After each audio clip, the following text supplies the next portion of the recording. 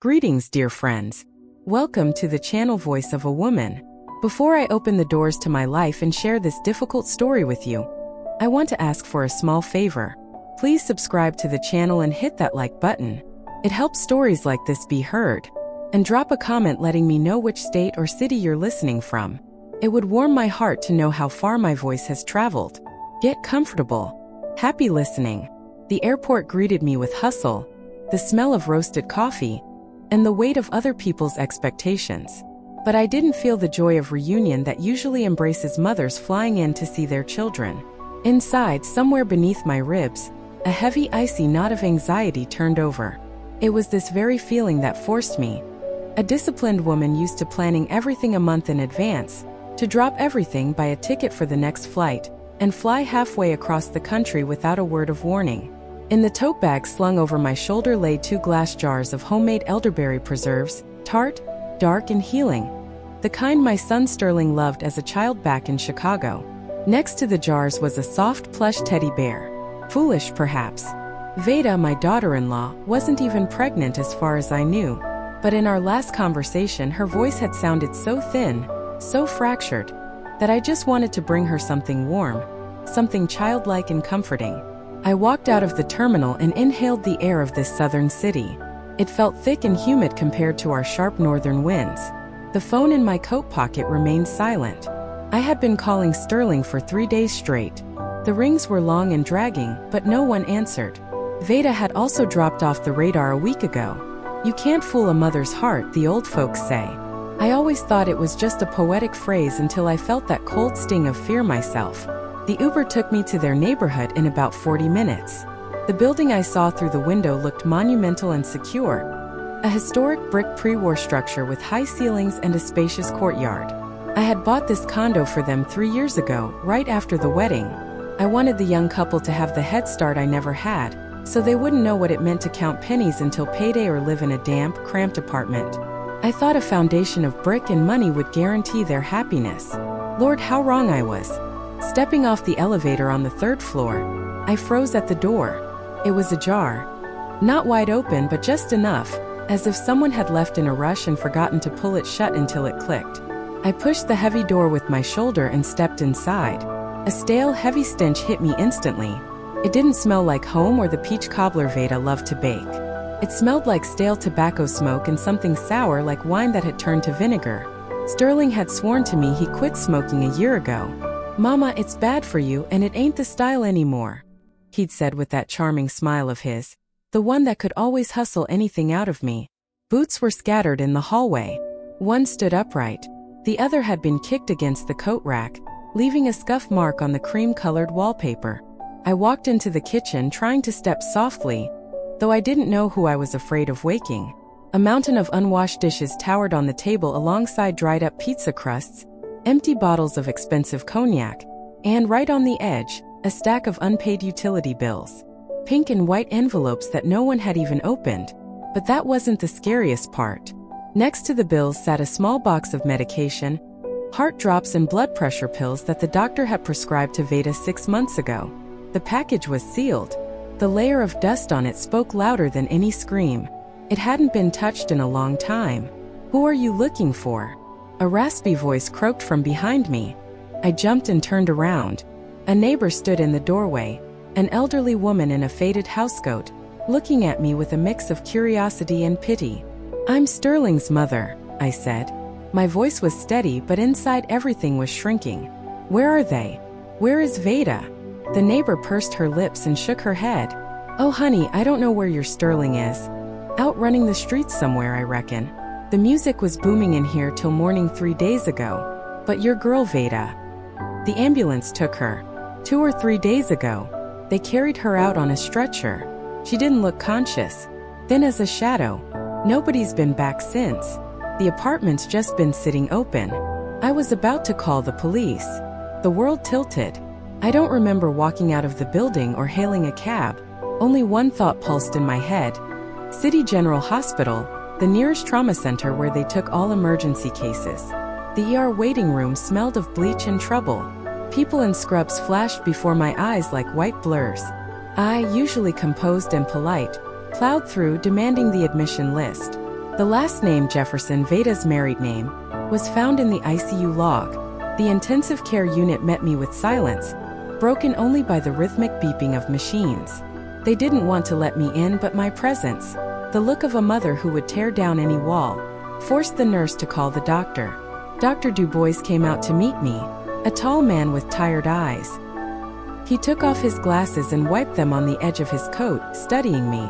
"You the mother?" he asked dryly. "Mother-in-law. Where is she? What's wrong with her?" "Pneumonia," he stated clearly. "Bilateral advanced, but that's half the trouble. The body is exhausted. Extreme dehydration and dystrophy.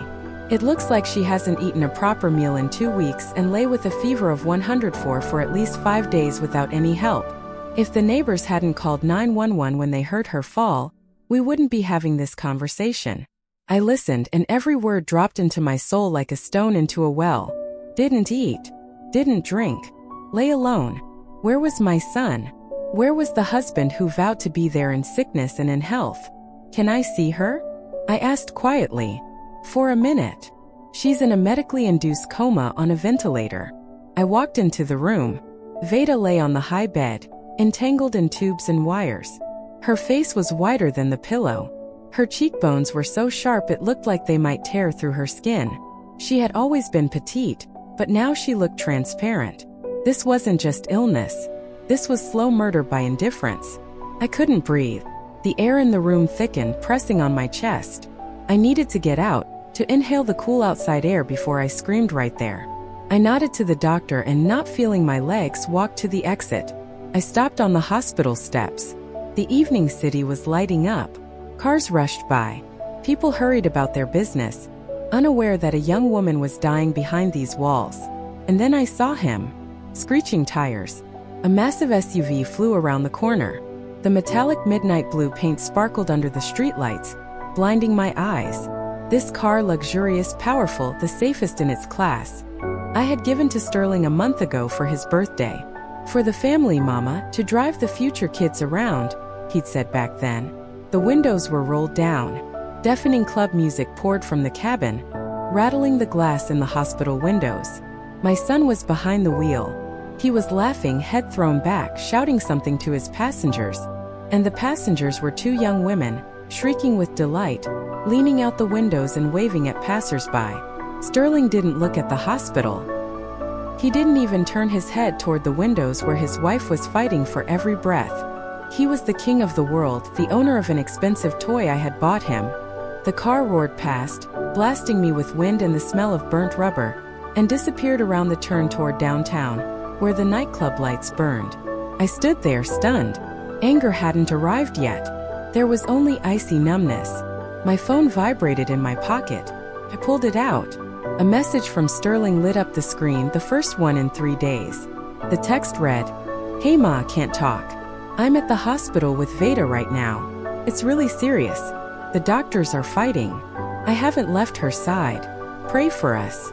I stared at the glowing screen and the letters blurred, but not from tears. The tears evaporated instantly, burned away by a cold heat rising from the very depths of my being. "Pray for us," he wrote. The man who had just sped past his dying wife with loud music and strange women was asking me for prayers. In that moment, something inside me snapped with a loud crack. It wasn't the sound of a broken heart. No, it was the sound of the patient's string snapping, the one that had held my blind motherly love for years. I realized that before me was not just an immature boy confused about life. Before me was a monster, calculating, cynical, and absolutely certain of his impunity. I didn't scream. I didn't call him back to vent my rage, to hear his pathetic excuses or drunken laughter. Screaming is the weapon of the weak. Screaming is an admission of pain. And I didn't feel pain. I felt clarity. A terrifying crystal clarity I hadn't felt even during the hardest years running my logistics business back in the 90s, when I had to fire thieves or stand my ground against racketeers. I slowly turned around and walked back into the hospital building. The lobby was quiet. Only the coffee machine hummed. I approached the receptionist, a young girl writing something in a logbook. "Miss, may I have some water?" I asked. My voice sounded steady, scarily calm, even to myself. She handed me a plastic cup. I sat on a hard chair in the corner of the waiting room. I needed 10 minutes. 10 minutes to bury my son, the son I remembered with scraped knees, with his first clumsy drawing for Mother's Day, with his promises to be my rock. That Sterling no longer existed. All that remained was this stranger with my eyes who thought the world revolved around him. I took a sip of water. It was warm and tasted like plastic. The picture came together in my head. The car, that midnight blue Escalade. I bought it. I chose the trim. I paid for the insurance. And thank God I registered it in my name. Sterling had pouted then, pushed out his lip. "Mama, don't you trust me?" I had joked it off, said insurance was cheaper for a senior citizen. Now that joke was my ace in the hole. He thought the car was an extension of his ego, but on paper it was my property, which meant he drove it only with my silent consent. Consent that ended the exact second I saw his laughing face in the window. I took out my phone and without a single muscle twitching in my face, dialed 911. 911, what is your emergency? A tired dispatcher answered. Good evening. I want to report a stolen vehicle, I said clearly, making sure every word landed heavy as a gavel. State your name and the vehicle information. I gave my name, the make of the car, the license plate number. Where and when did the theft occur? I just saw my vehicle, a blue Escalade, moving down Martin Luther King Jr. Drive, heading toward the entertainment district. An unauthorized male is behind the wheel. Do you know the thief? I closed my eyes for a second. Vada's face, tangled in tubes, floated before me. No, I lied. Or maybe I told the truth. I suspect the driver is under the influence of alcohol. He was driving extremely aggressively, creating hazardous situations. There are passengers in the vehicle. Their lives may be in danger. I ask you to take urgent measures. Copy that. An APB has been issued to patrol units. Please hold. I hung up. The hand holding the phone was absolutely steady. No tremors, no doubts. I had just set the law on my own flesh and blood, and I didn't feel an ounce of regret. But that wasn't enough. The car was just metal. I needed to secure what mattered. I found Odora's number in my contacts, my old friend, the sharpest attorney in the city, a woman of the old school who didn't ask unnecessary questions when she heard the steel in my voice. It was late, but Odora answered after the second ring. Oilia, are you in town? Why didn't you call? Hello, Odora. I'm here. Listen to me carefully. I need you to start drafting some documents right now, tonight. What documents, Oilia? Did something happen? You sound like you're in a board meeting. Worse, Odora. Much worse. I need a deed of gift for the condo, the one where Sterling and Vada live. Got it. Transferring it to Sterling? You finally decided to give him the title. No, I cut her off. Not to Sterling. To Vada. Silence hung on the line. Odora had known me for 30 years. She knew how I doted on that boy. Such a change of course could only mean a catastrophe. To Vada, she repeated slowly. Oilia, are you sure? That's a serious step. That property is worth a fortune. I have never been more sure, Odora. And prepare a general power of attorney in my name to handle all matters related to that property. I want the papers ready for signing tomorrow morning. I'll pay double your rate for the rush. I'll get it done. Her voice turned all business. Come to my office at 8 a.m. We said goodbye. I remained sitting in the lobby, staring at the closed doors of the ICU. 20 minutes passed. Time stretched thick as tar. I imagined the patrol car with flashing lights pinning the blue SUV to the curb. How the loud music would die. How the smirk would slide off Sterling's face. My phone rang sharply, slicing through the hospital silence. An unknown local number. Oilia Vance. The voice was strict, official. Yes. Speaking. This is Officer Bradshaw. We've detained a vehicle matching your description on Peachtree Street. Behind the wheel is a citizen Sterling Vance. He is behaving belligerently and resisting arrest. In the background I heard noise, a scuffle, my son's distorted shout. You have no right. Call her, that's my mother. She'll explain everything. Miss Vance, the officer continued, raising his voice to be heard over the noise. The suspect claims he is your son and that you gave him the car. Is this true? If you confirm, we will have to release him with just a citation for DUI. I took a deep breath of the sterile hospital air, imagining Vada lying there behind the wall, alone in the darkness of her coma, while he partied. "Officer," I said in a tone that held no note of hesitation, "my son Sterling is currently in the ICU of City General Hospital. He is sitting by his dying wife's bedside, holding her hand. He is praying for her health and hasn't left her side. The man you detained is a liar. I don't know who he is or why he is hiding behind my name." A second of silence hung on the other end. The officer was processing the information. "I understand, Miss Vance. We will proceed with the full extent of the law: grand theft auto, resisting arrest, fraud." "Thank you. Thank you, officer. Do your job." I pressed the button to end the call. The screen went dark. I looked at my reflection in the dark glass of the window. The woman looking back at me was a stranger, but I liked her. She was ready for war. I put the phone in my bag like holstering a revolver after a shot. Inside, the silence still rang, the kind that comes after a deafening explosion. But there was no time for reflection. I had a goal, and that goal lay behind the wall, tangled in wires. The next 48 hours blurred into one endless gray day. I practically moved into the hospital, spoke with the chief of medicine, paid for a private room and around-the-clock private nurse. Money, as always, opened doors that remained closed to mere mortals. I sat by Vada's bed, holding her limp hand, and talked. I talked about the weather, about how beautiful the autumn leaves were back north, about the sweet potato pies we would bake when she got better. I filled the silence with words so that death wouldn't dare enter the pause. Sterling sat in a holding cell during this time. I knew this because my phone periodically came alive, lighting up with unknown numbers from the jail. He was using his one phone call, but he wasn't calling a lawyer. He was calling me. I didn't pick up. I imagined him there, furious, not scared, probably pacing the cell like a tiger in a cage, telling his cellmates what a monstrous mistake this was. "My mama's going to come down here. She's going to tear this place up." I could hear his imaginary voice. He was sure this was just a glitch in the system, a bureaucratic hell from which his almighty mama, would pluck him. Once he left a voicemail. I listened to it in the hallway, phone pressed to my ear.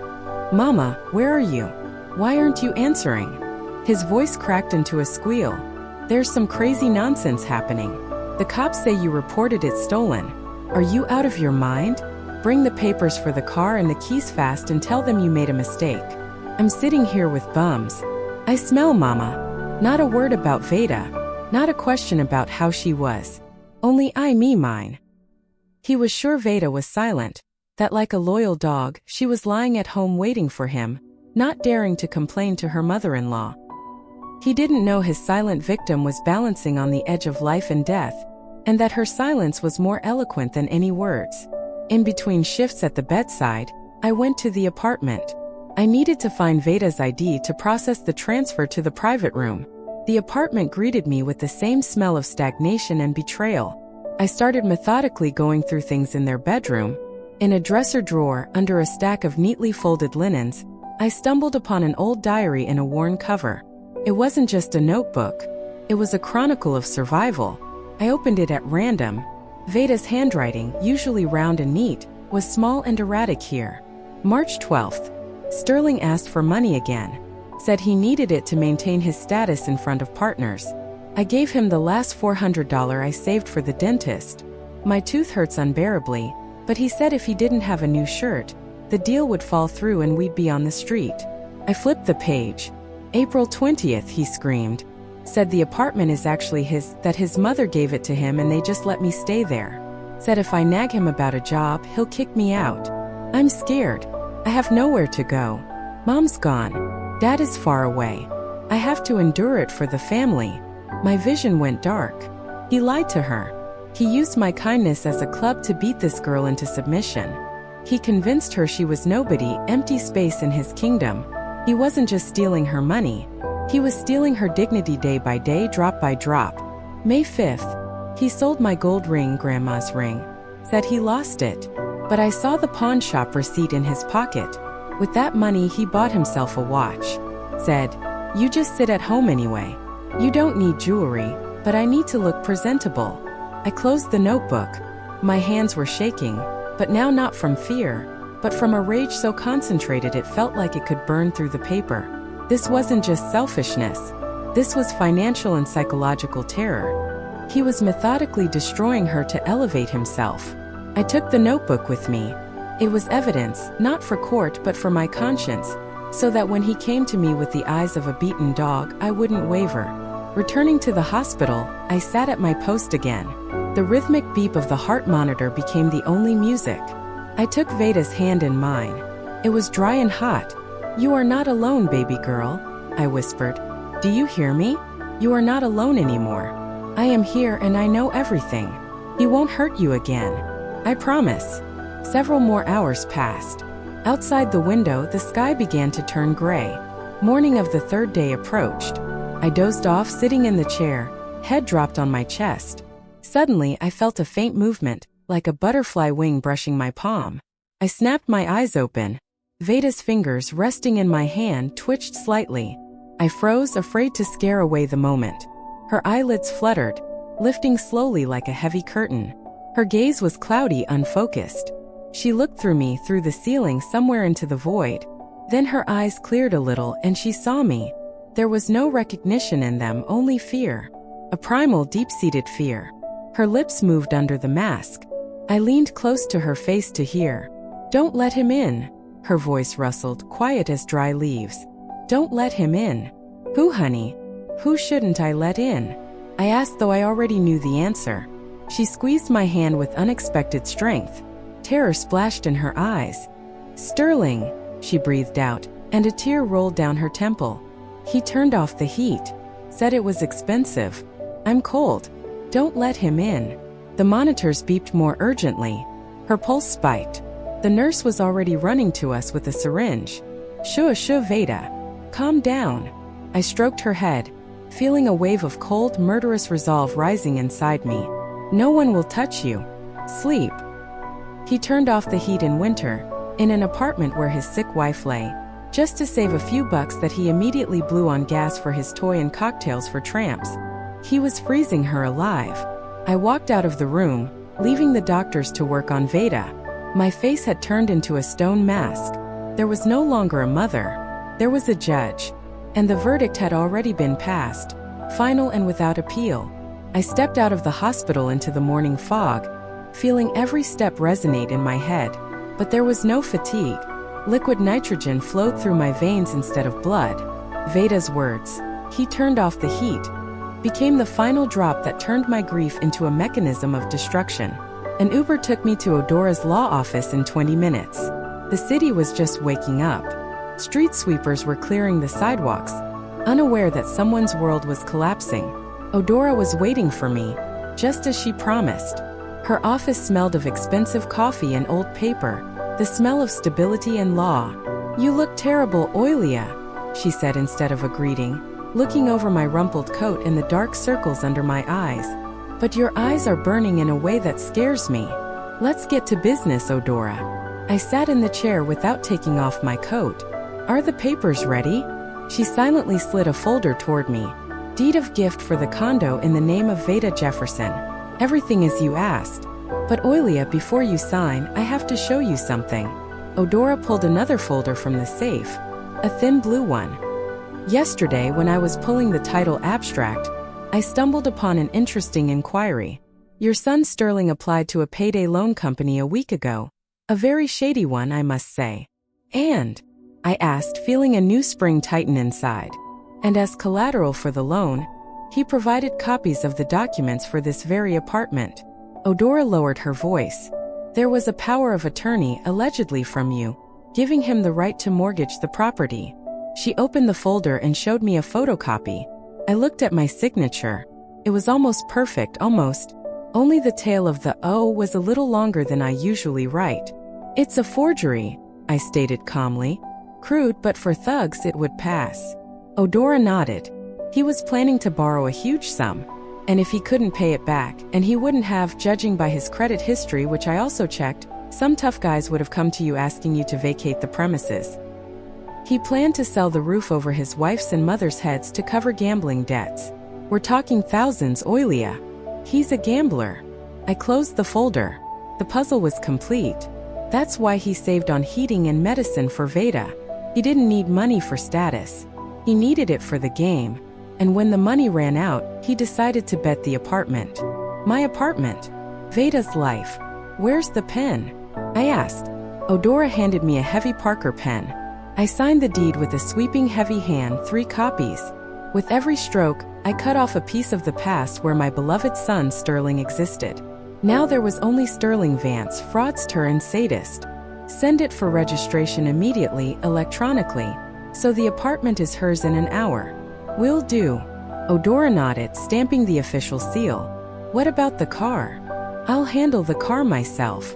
Leaving the office, I dialed the dealership where I bought that cursed SUV. The manager, recognizing my voice, practically bowed over the phone. Alex listened to me carefully. The car I bought last month is currently at the police impound lot. As the owner, I am authorizing you to pick it up with a tow truck. I'm sending the documents via courier right now.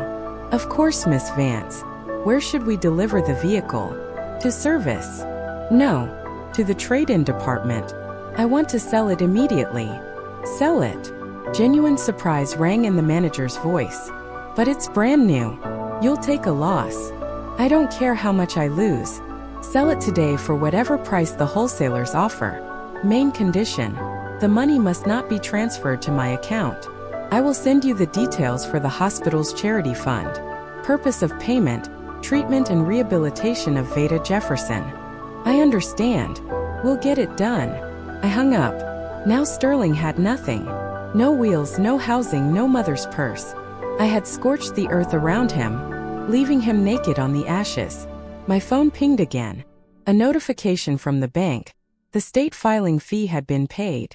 The apartment now belonged to Vada. I returned to the hospital to give the doctors a copy of the payment receipt for the treatment. The money from the car sale would arrive by evening, but I wanted them to know resources existed. Spare nothing. As I was leaving the chief physician's office, my phone came alive again. This time it wasn't Sterling. It was an unknown woman calling. Hello. Is this Sterling's mother? The voice was squeaky, young, and entitled. Who is this? I asked in an icy tone. This is Candy. I was with Sterling in the car when those pigs arrested us. Listen, lady, your son told me the whip was his, that he's a big businessman, and now the cops are telling me the car is stolen. Are you running a family of con artists? I chuckled. Candy, I said softly, almost sweetly. Sterling lied to you. He has no car. He has no business. And he has no apartment either. He lives off a librarian wife and a retired mother. What? The phone squealed. But he promised me a trip to Miami. I'm afraid the only trip he's going on is a bus ride to the unemployment office. I hung up, and immediately another message arrived from Sterling. Mama, they released me. It was hell. I'm coming home. We need to talk seriously. You owe me an explanation for this circus. He was going home, to an apartment that didn't belong to him anymore. To a wife he almost killed. He still thought he was master of the situation. I checked my watch. 2 hours had passed since I gave the order to the dealer. At that moment, Sterling's phone must have been on full volume, because I imagined him standing on the steps of the police station. Dirty, angry. Reading the message Candy had just sent him. I didn't see it, but I knew it would happen. Candy, judging by her voice, wasn't a girl who forgave shattered dreams of Miami. And indeed, a minute later, Eudora sent me a screenshot. She was monitoring Sterling's social media.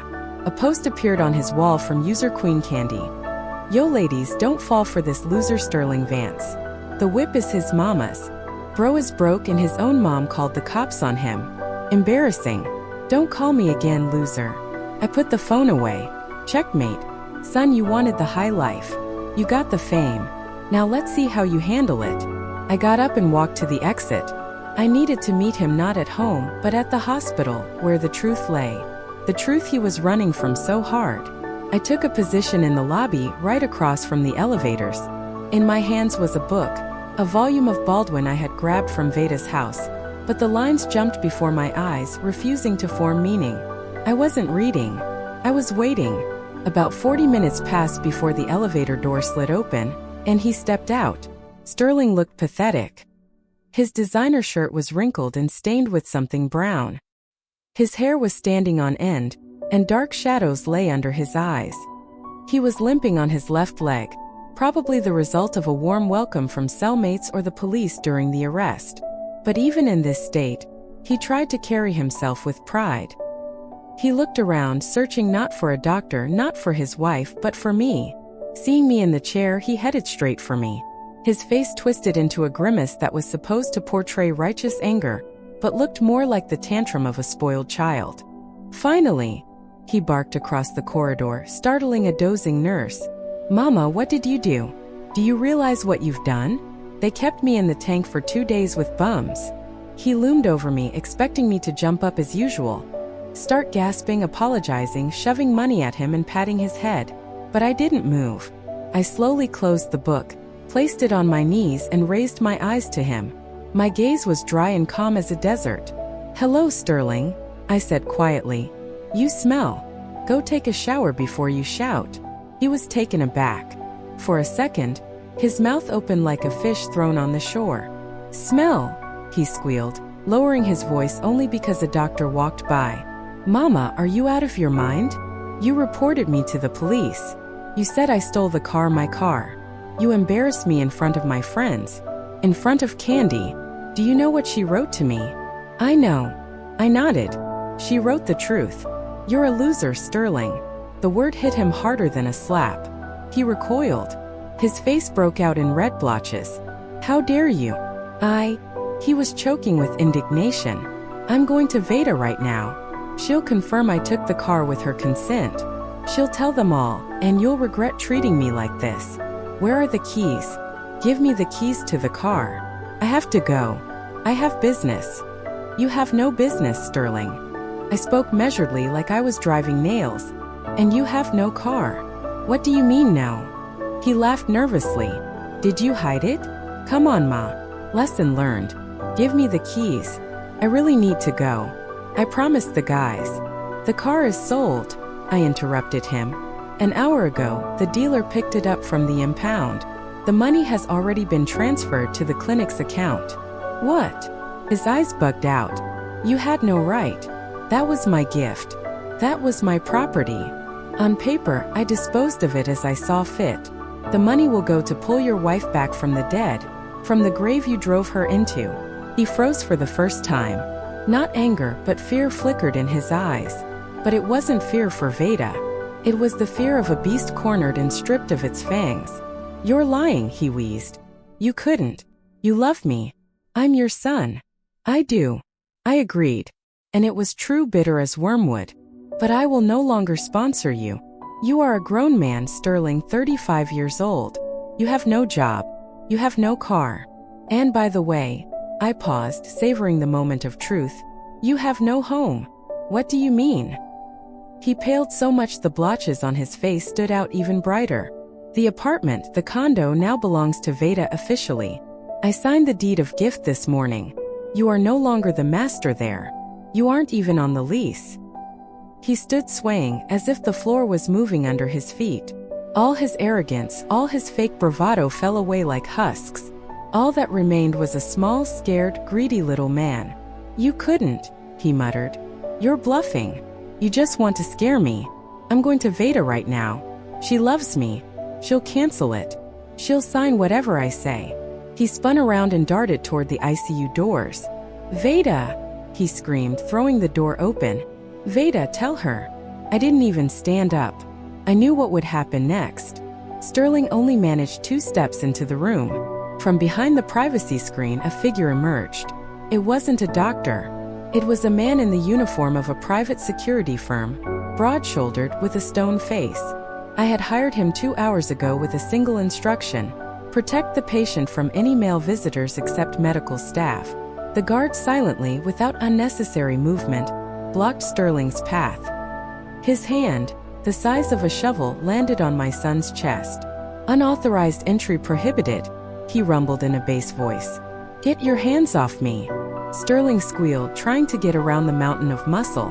"I'm the husband. I have rights." "Vada, Vada, wake up." Vada lay motionless, but the heart monitor reacted to the shout. The pulse curve jerked upward. You are disturbing a critical patient. The guard gently but firmly began to push Sterling back into the corridor. Leave, or I will be forced to use physical force. Sterling resisted. His boots slid on the linoleum. Mama! He yelled, turning back to me. Tell him she's my wife. I sat motionless, gripping the book. Take him away, I said quietly. But the guard heard. Sterling was shoved into the corridor. The ward door slammed in his face, cutting him off from the victim he was used to considering his property. He was left standing in the empty hallway, disheveled, humiliated, stripped of all his toys. He looked at me. In his eyes I saw hatred, pure, unclouded hatred. And in that moment I realized the war had just begun. He wouldn't retreat that easily. He would play for pity. He would crawl. He would lie. And he started right then. His face changed. The mask of anger was replaced by a mask of suffering. He sniffled and took a step toward me. Mama! His voice trembled, becoming pitiful, like in childhood when he broke a vase. Ma, I'm sorry. I'm a fool. I got confused. Help me. They're going to kill me. I knew who he was talking about, the people he promised money from the sale of the apartment. But nothing stirred in me except disgust. Let's go outside, I said, standing up. There are people here. We'll talk where you won't disturb the sick. I headed for the exit, knowing he would follow. He had no choice. I was his last hope, a hope I intended to shatter completely. We walked into a long hospital corridor away from the nurse's station and Vada's room. It was empty here. Only a fluorescent light flickered, making an unpleasant buzzing sound. Sterling scurried after me like a beaten dog, but I could feel his tension with my back. He was still looking for a loophole, still calculating options. I stopped by a window overlooking the parking lot. Where his blue SUV once stood, there was now an empty space. I turned to him. Well, I said. I'm listening. Sterling looked around to make sure there were no witnesses, and then collapsed to his knees. It was so theatrical, so rehearsed that I felt nauseous. He grabbed the hem of my coat with dirty fingers, looking up into my eyes. Mama, Mommy, forgive me, he wailed, and tears flowed down his cheeks. Real or not, I couldn't tell anymore. I didn't mean to. I'll fix everything. I swear I'll never drive drunk again. I'll find a job. Just put everything back how it was. Give the apartment back. He sobbed, wiping his nose on his sleeve. You don't understand, Ma. I have problems. Serious problems. I owe money. A lot of money. If I don't pay, they won't just beat me up, they'll kill me. Mama, I'm your son. Your blood. Would you let them kill me? He spoke fast, choking on words, trying to crush me with pity, fear, guilt. And those girls in the car, he continued, seeing I was silent. Just colleagues. We were coming from a corporate party. I was just giving them a ride. I love Vada. I can't live without her. I sat here, prayed. Mama, believe me. I looked down at him, at his shaking hands, at his pathetic posture, and I didn't see a son. I saw a parasite that had been sucking the life out of us for years. Stand up, I said quietly. I won't stand up until you forgive me. He howled louder, hoping some staff member would come out and see this scene of the prodigal son's repentance. Mama, I'll do anything for you. I'll take care of Vada. I'll carry her in my arms. Just don't abandon me. Don't take my home. Stand up. My voice whipped him like a slap. He flinched and slowly rose, still sniffling. You say you are my blood? I asked, looking him straight in the eye. Yes, that is true. And it is my greatest shame, my most terrible mistake. I raised you. I gave you everything. But I didn't teach you to be a human being. I opened my bag and took out a folded sheet of paper. It was a copy of the deed with the registrar's stamp that Odora had forwarded to me. Look. I unfolded the paper in front of his face. See this stamp?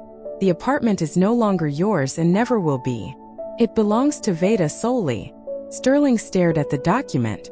His eyes darted across the lines, pupils dilated. But how? He mumbled. What if she? He didn't finish, but I understood. If she dies, that's what he was thinking.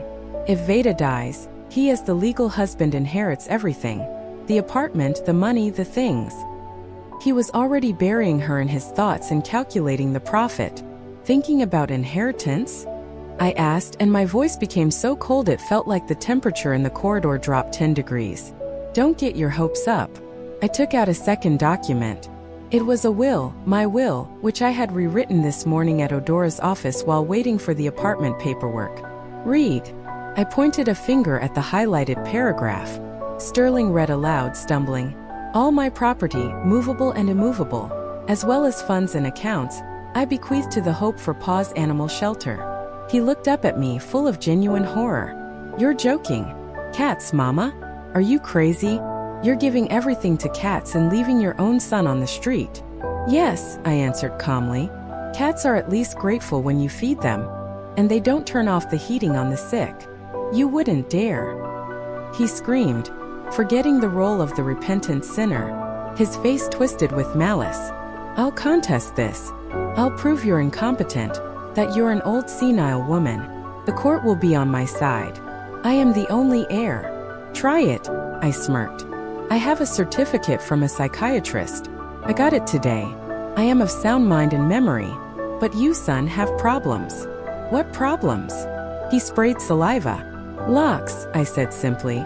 Tonight, the apartment will have new locks and a security system. If you try to enter without Vada's invitation, and I'm sure she won't invite you, a squad will arrive. And this time they won't let you out in 2 days. Sterling froze. He realized the scale of the disaster. He had no home, no car, no money, and no future inheritance. And the debts, he whispered. And in that whisper was real terror. Mama, they'll kill me. They really will. Give me at least money to cover the debt. I'll leave. I'll disappear. You won't see me again. Just give me money. No. I cut him off. You're a big boy, Sterling. You brewed this tea. Now you drink it. Go work as a loader, a janitor, a cab driver. Oh wait, you'll lose your license. That means foot courier. Work it off. You monster, he spat in my face. You're not a mother. You're a viper. I hate you. I hope you die with your Vada. Feeling is mutual, son, I said, putting the documents back in my bag. Now leave. Security is coming. At the end of the hall, 2 guards indeed appeared, likely called by someone disturbed by the noise. Sterling looked at them, then at me. Panic darted in his eyes. This isn't over, he shouted, backing away. You'll regret this. I'll find a way. The apartment is mine. Mine. He turned and ran to the stairs, nearly knocking over a nurse with a tray. I watched him go. I didn't pity him. I pitied the time, the strength, and the love I had wasted growing this weed. But it was too early to relax. He was cornered, and rats in a corner jump at the throat. He didn't just run away. He ran to the apartment. I knew it. He would try to get in before the locks were changed. He would try to carry out everything valuable, appliances, Vada's jewelry, maybe even furniture. I took out my phone and dialed Odora. Odora, he's on his way. Are the locksmiths there? They're working, Oilia. Police are here too. I asked an officer to supervise the process. Showed him the property deeds. Good. He's running there. Warn them. He's furious. Don't worry. Odora's voice was calm. We'll meet him. I hung up and returned to the nurse's station. I needed to make sure Vada was okay after this visit. But a new feeling was already maturing inside me. A feeling of liberation. I had cut off a rotten branch. Now the tree would breathe easier. All that remained was to protect what could still be saved. Sterling, as I predicted, didn't go to the bus station or to friends. Choking with rage and fear, he raced to the only place he still considered his, the apartment. I didn't see it with my own eyes, but Odora told me everything in detail later, and the picture stood before my gaze as vividly as if I were watching a movie. He flew into the lobby, skipping steps, ignoring the elevator. One thought must have been pounding in his head. Make it in time. Make it in time to grab the laptop, the plasma TV, the stash, if there was one, maybe even documents to blackmail us later. He reached the 3rd floor, already pulling out his keyring, but froze in front of the door. The door was wide open. 2 workers in overalls stood in the hallway. One was drilling out the old lock cylinder. The second was unpacking a box with a new expensive alarm system. Standing next to them, arms crossed, was Odora, unshakable as a rock. And a little further away, Leaning against the wall, two police officers looked bored. The very same ones who had processed his arrest for the car theft. Fate, it seems, has a peculiar sense of humor. "What is going on here?" Sterling yelled, bursting into the hallway. "Get out! This is my apartment. I'm the owner." The worker with the drill didn't even turn around, continuing to buzz. Eudora slowly raised her eyes over her glasses. "Citizen Vance," she pronounced officially. "Leave the premises. You no longer reside here." "Who are you?" he shrieked, trying to squeeze past her into the living room. "I'm registered here. I live here. My mother bought this." "Your mother bought it," Eudora parried calmly, pulling a fresh extract from the folder. "And your mother gifted this apartment to Miss Vada Jefferson. Here is the document. Owner Vada Jefferson. And here is a certificate from the records office. You were deregistered this morning by the owner's request based on loss of right of use." "Deregistered?" Sterling turned purple. "Without me? That's illegal. I'll file a complaint." He tried to dash into the bedroom, apparently hoping to get to the safe, but one of the officers blocked his path. "Citizen, hold it," the sergeant said lazily but authoritatively. "You were told in plain English, this is someone else's property. You are nobody here." "Do you know who I am?" Sterling switched to his favorite but now useless ace. "I have connections. I'm making a call right now." He feverishly pulled out his phone and started poking at the screen. "Hello, D-Money? D-Bro, help me out. It's total lawlessness here. My mom went crazy. Cops are pressing me. Hello? Hello?" D-Money apparently hung up or blocked him after the news about the car theft. Sterling dialed another number. "Sergio? Sergio, it's Sterling. Need guys urgently. Pull up to the crib." "What do you mean you can't? What do you mean you heard?" "That's all lies, Sergio." He lowered the phone. No one wanted to stick their neck out for a loser who no longer had a rich mommy behind him. His friends were friends of his money and his car. Without them, he was empty space to them. "Leave Sterling," Eudora said, and a note of fatigue sounded in her voice. "Don't make it worse. There's nothing for you here." "My stuff," he howled. "My stuff is in there. Closed computer. I have the right to take my stuff. Your things are packed." Eudora nodded. She signaled the worker, and he brought out a large gym bag and a couple of black trash bags stuffed tight with something soft. "Here, clothes, shoes, hygiene products. The laptop stays. It was bought on credit in Vada's name, and the credit isn't paid off. So that is her property. The TV too, and the gaming console."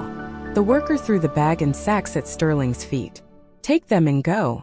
Sterling stood looking at these pathetic bundles. His whole life fit into 2 trash bags.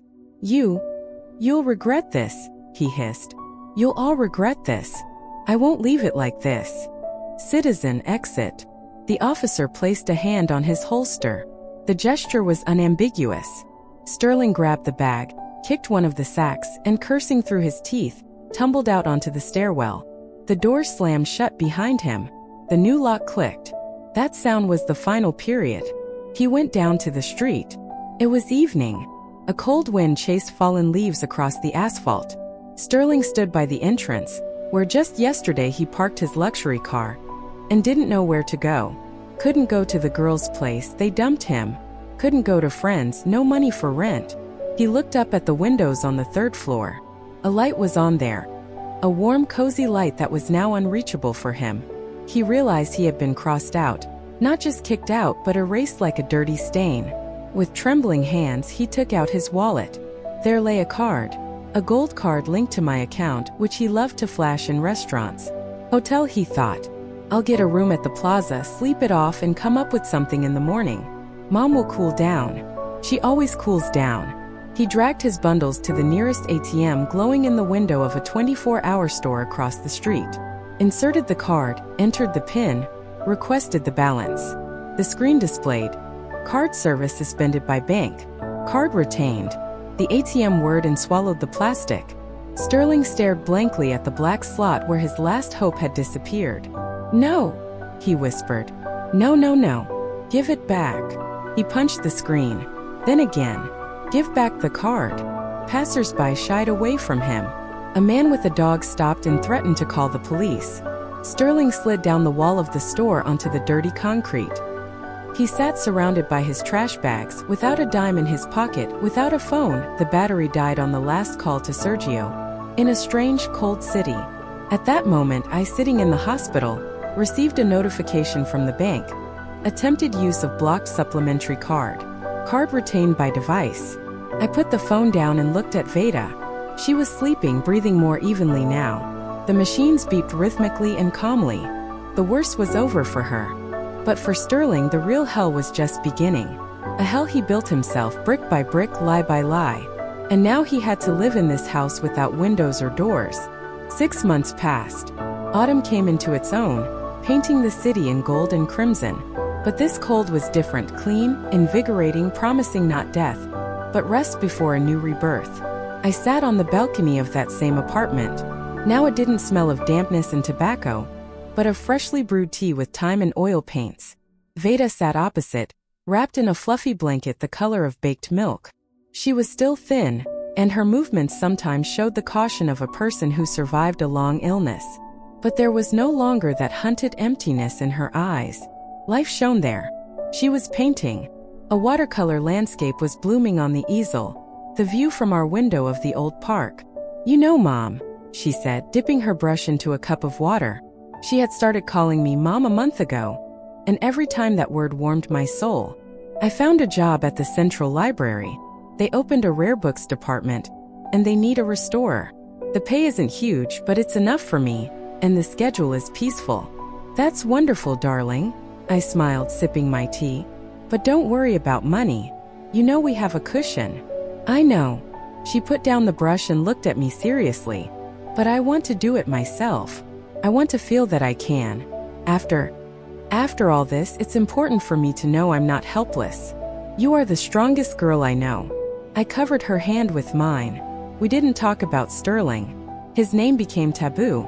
As if by pronouncing it, we could summon an evil spirit back into our world. But his shadow had vanished from this apartment along with the old wallpaper we replaced in the first months. The walls were now a warm peach, the furniture light. We had scrubbed out even the memory of him. I sold my business up north. The logistics company I gave half my life to was now in the reliable hands of my deputies, and I received freedom, and the means to simply live. I bought myself a small studio in the building next door, to be close to Vada but not to interfere with her building a new life. We became a family, a strange, broken but real family, bound not by blood but by scars. "I'm going for a walk before the sun goes down," I said, standing up. "Should I buy those cinnamon buns you like?" "Yes, please," Vada smiled. "And grab some milk." I walked out onto the street. The air was crisp and ringing. I walked down the familiar avenue, enjoying simple things. The rustle of leaves underfoot, the laughter of children on the playground, the feeling of peace I hadn't known for many years while pulling the load of a strong woman and mother of a troubled son. My path lay past a car wash on the corner. Usually I didn't pay attention to the hustle there, but today my gaze snagged on a familiar silhouette. At the base stood a huge black Jeep covered in soapy foam, and bustling around it with a rag in his hands was a man in a soaked-through gray jumpsuit. He was thin, stooped, with a wind-burnt face etched with deep wrinkles.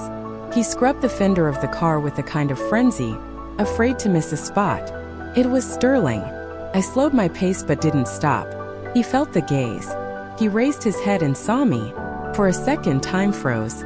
We looked at each other across the strip of road separating us, and the abyss of betrayal.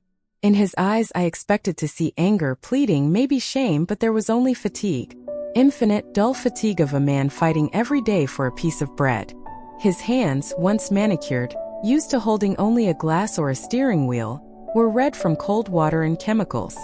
He took a half step forward. His lips trembled as if he wanted to shout something. "Mama, help! Forgive." I didn't give him that chance. I didn't turn away. I didn't speed up. I just slid my gaze over him like sliding over a lamppost or a random passerby, and walked on. My face remained calm. Nothing trembled inside. No pity, no gloating, just fact. Everyone gets what they deserve. He wanted to live beautifully without working.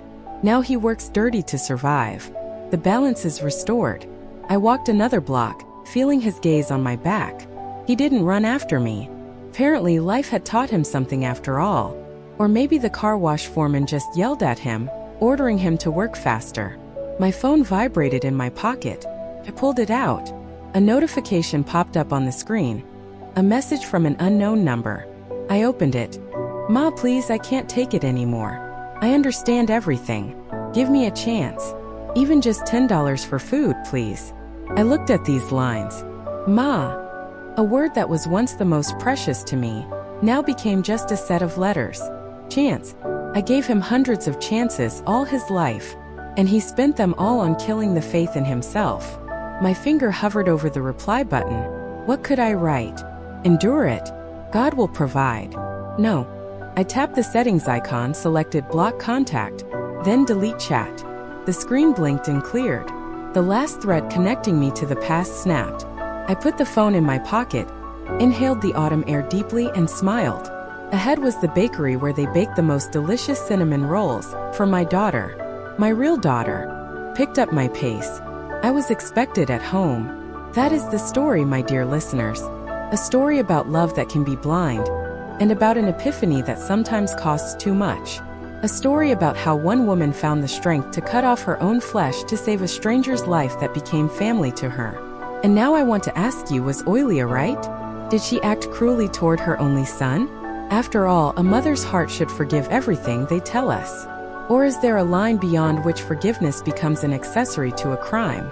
Would she have left him at the bottom if he hadn't crossed that line with the heating and medicine? Many will say, that's her son. She should have helped, treated him, sent him to rehab, but not to the street. And others will argue, a grown man must answer for his actions. Stop babysitting. Did you like the story? And which city are you listening from? Let's meet in the comments. If you liked my story, please subscribe to the channel Voice of a Woman, like the video, and turn on notifications by hitting the bell icon so that the next upcoming video can reach you. Thank you so much for your sweet support. I'm looking forward to your comments on the story.